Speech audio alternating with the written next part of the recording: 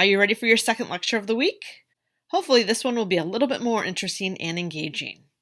In the last lecture, we talked about methods for reducing project duration.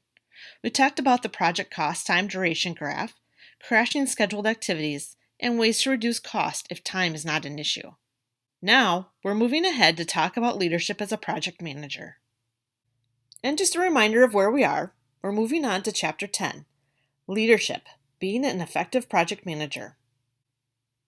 We've spent the entire semester thus far talking about project management and the responsibilities of the project manager, but we haven't really discussed what it means to be a good project manager or how to be effective in your position.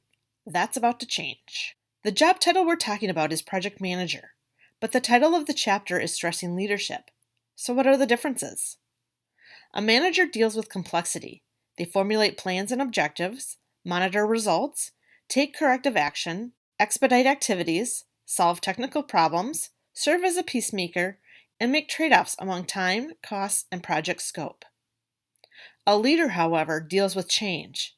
They recognize the need for change to keep the project on track, initiate that change, provide direction and motivation, innovate and adapt as necessary, and integrate assigned resources. Summing up the previous slide in one sentence, management is doing things right. Leadership is doing the right things. Projects need both managers and leaders. If you can be both, you'll be as effective as possible. As you work to find the balance between managing and leading, here are some items to keep in mind. You can't do it all and get it all done. This may seem obvious, but I've seen many project managers think they can manage the project and work on the project. While it may be true that a project manager can help on the project, they certainly cannot take over the project and do it on their own. They need to know when to support and lend a hand, and when to step back and let the team take over.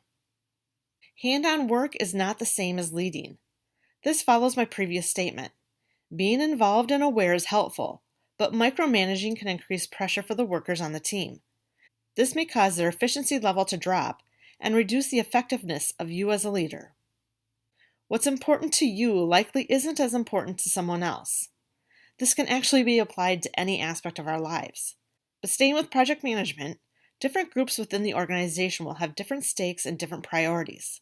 So while you may be managing the project the way you think it should be, it is important to keep an open mind and really listen to the stakeholders. Remember, project management is tough, exciting, and rewarding. Endeavor to persevere. There will be times and areas that are challenging for you as a project manager. You will feel overwhelmed and pulled in many directions. Use your support team, management, friends, coaches, to help you through. If you don't know the answer, it's okay to say you don't know. But work on getting or finding the answer and communicate it back. When you see the project succeed, it'll all be worth it. One thing I hope you take away from this course is that project success may start with you as the project manager, but a project only succeeds if it has the cooperation of a wide range of people, many of whom you, the project manager, will not be directly in charge of. In addition to managing your project tasks and activities, you will be working with vendors, consultants, internal clients, technical specialists, and your direct client. Each of these groups are your stakeholders. They bring different expertise, standards, priorities, and agendas to the project. To be effective, a project manager must understand how stakeholders can affect the project and develop methods for managing the dependencies. This illustration shows the web of relationships between the stakeholders. The project manager, at the center, must find out what needs to be done to achieve the goals of the project and build a cooperative network to accomplish it. Please refer to the textbook for more specific information regarding the different stakeholders and the roles they can play in a project. As mentioned on the previous slide, a project manager must build a cooperative network with all stakeholders in their web. Networks provide mutually beneficial alliances. These alliances are based on the law of reciprocity principle of one good deed deserves another, and likewise, one bad deed deserves another. The law of reciprocity is similar to the quid pro quo, which literally means something for something. The idea is that mutually exchanging resources and services builds relationships.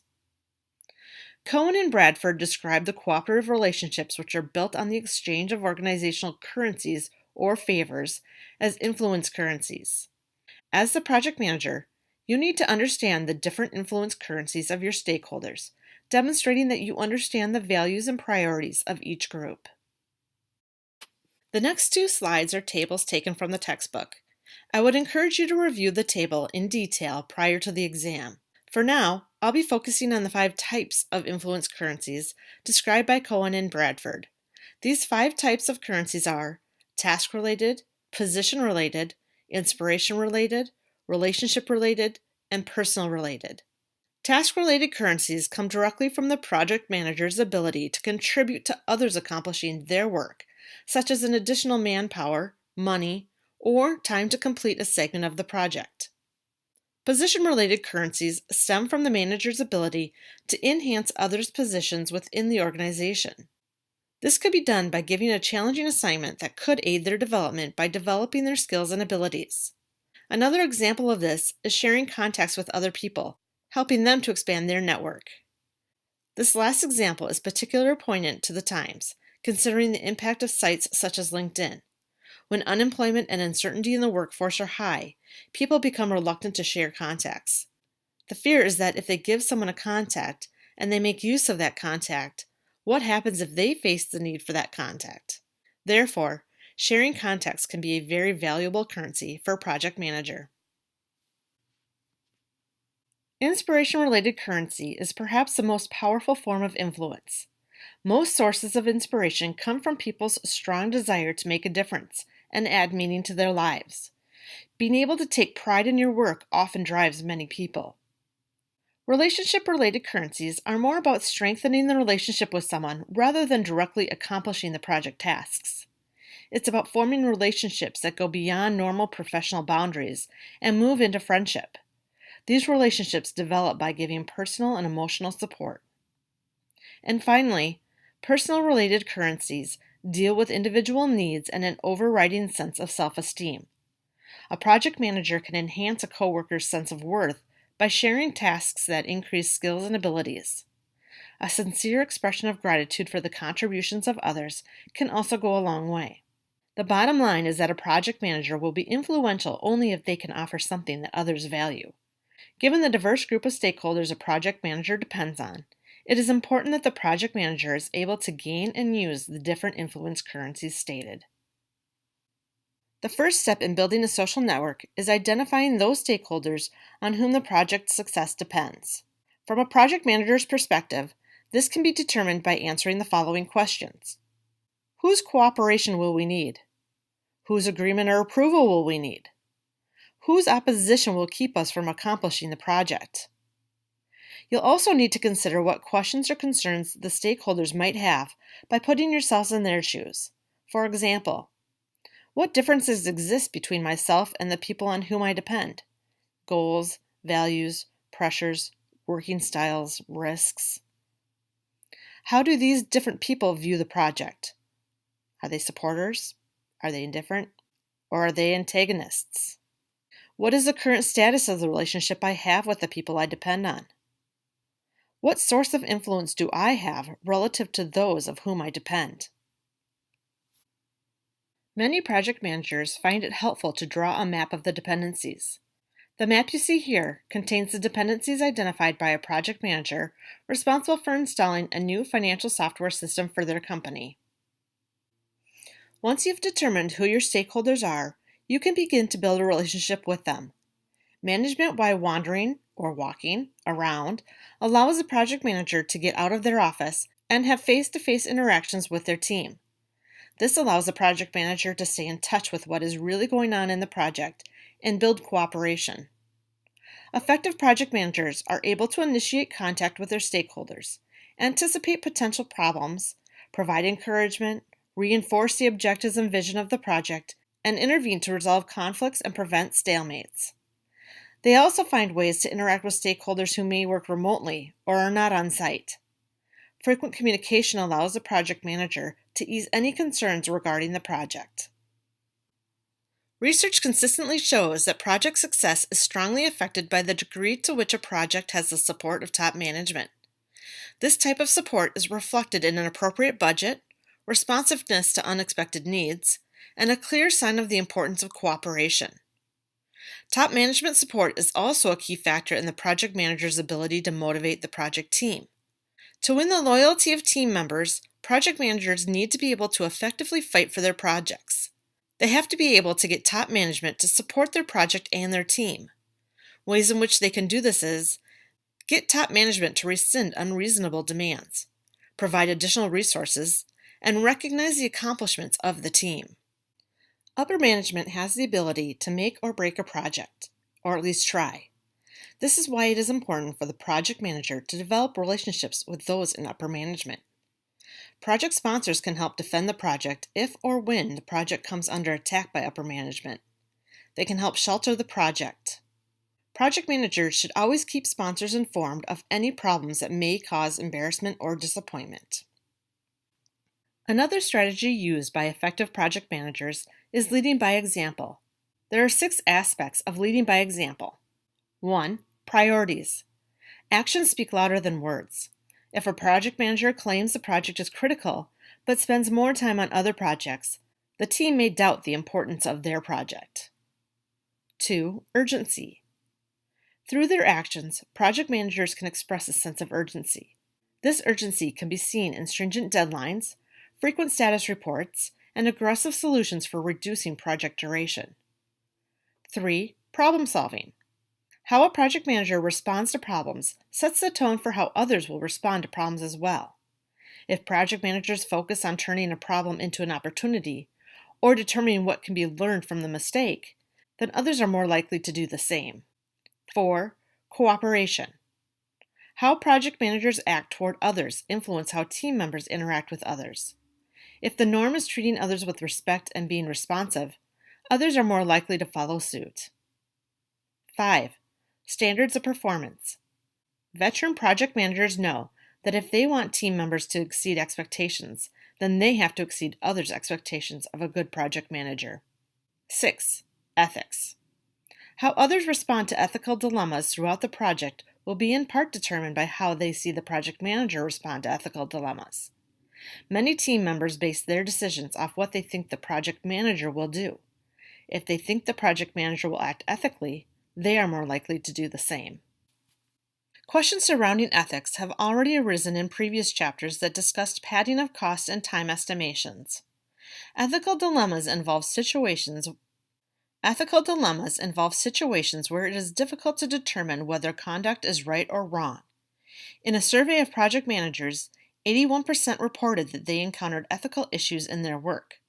So be prepared to handle these types of issues. Some common ethical dilemmas involve padding cost and time estimates, falsely assuring the customer the project is on track, being pressured to change status reports, falsifying cost accounts, compromising safety standards, and approving low-quality work. To provide clarity to business ethics, many companies and professional groups publish a code of conduct. This provides the project manager with a first line of defense. However, many project managers state that they rely on their own integrity to tell them what is right and what is wrong. Effective project managers need to be able to deal with the inherent contradictions of their work. Here are some of those contradictions they face. Innovate and maintain stability. Project managers need to put out fires and get projects back on track. At the same time, they need to develop new, better ways of doing things. Seeing the big picture while getting your hands dirty. Project managers need to see how their projects fit within the larger strategy of the organization. There are also times when they need to get deeply involved in the project work. Encourage individuals, but stress the team. Project managers need to motivate individual performers while at the same time maintaining teamwork. They need to be careful that they are fair and consistent in their treatment of the individuals on the team. Hands off, hands on. Project managers need to solve problems and insist on different approaches. At the same time, they have to recognize when it is appropriate to let others figure out what to do. Flexible but firm. Project managers have to be adaptable and responsive to events and outcomes that occur on their project. At the same time, they have to hold the line and tough it out when everyone else wants to give up. Team versus organization loyalties. Project managers need to create a unified project team which encourages each other. But at the same time, they have to counter the team's resistance to outside ideas. They have to build loyalties to both the team and the organization. Not everyone has the skills and traits needed to be an effective project manager. Here are 8 core traits and skills that can be developed to allow them to successfully perform the job. 1. Systems thinker. They need to take a holistic approach to projects. 2. Personal integrity. Establish a firm sense of who you are, what you stand for, and how you should behave. 3. Proactive. Take action before it is needed. 4. High emotional intelligence. Project managers need to have command of their emotions and be able to respond constructively when things get a bit out of control. 5. General business perspective. This allows them to integrate the contributions of different business and technical disciplines. 6. Effective time management. They need to be able to budget their time wisely and quickly adjust priorities. 7. Skillful politician. They need to be able to deal effectively with a wide range of people and win their support. And 8. Optimist. They need to be able to display a can-do attitude. Project managers are encouraged to keep the following suggestions in mind. Build relationships before you need them. Pay attention to what is happening around you. Identify who the key players are, and know what you can do to help them before you need their assistance. Trust is sustained through frequent face-to-face contact. Frequent face-to-face interactions affirm mutual respect and trust in each other. Realize that what goes around comes around. Try to be as helpful and kind as you can, while avoiding antagonizing players. Being a leader through effective project management can have many benefits for you. In this lecture, we talked about the difference between managing and leading. We looked at the different currencies used to influence others and discussed the traits needed to be a successful project manager. Next week, we'll be looking at Chapter 11, Managing Project Teams, and begin preparing for the next case study on Franklin Equipment Limited, which will be due starting November 3rd but must be completed and turned in by midnight on Sunday, November 8th. Stay tuned to Blackboard announcements for further updates regarding the case.